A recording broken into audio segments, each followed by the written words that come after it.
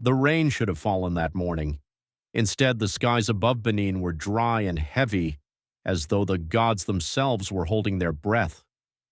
The royal drums began before sunrise. Gaboom! Gaboom! Gaboom! Not the fast drums of celebration, not the sharp drums of war. These were slow, funeral drums. Across the kingdom, traders froze beside baskets of pepper and yams.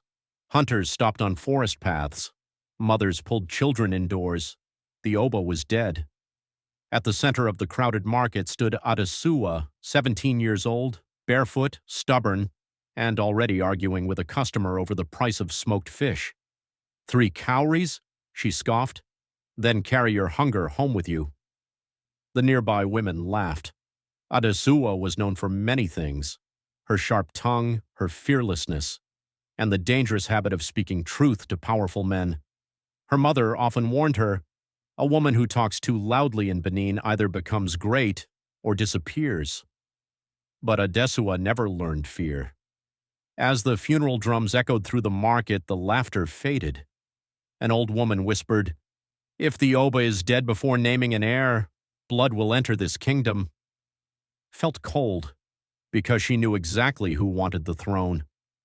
Prince Odion arrived in the market before noon. The crowd parted instantly.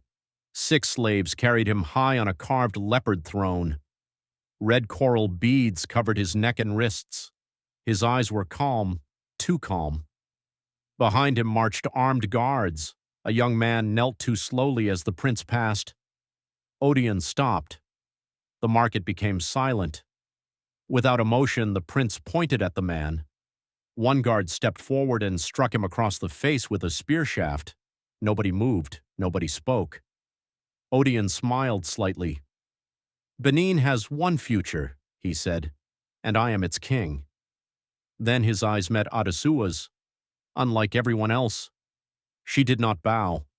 The prince noticed, and that was the moment danger entered her life. That night, the city changed. Doors closed early. Whispers replaced songs. Men loyal to the royal family began disappearing. Some were found dead beside the river. Others vanished completely.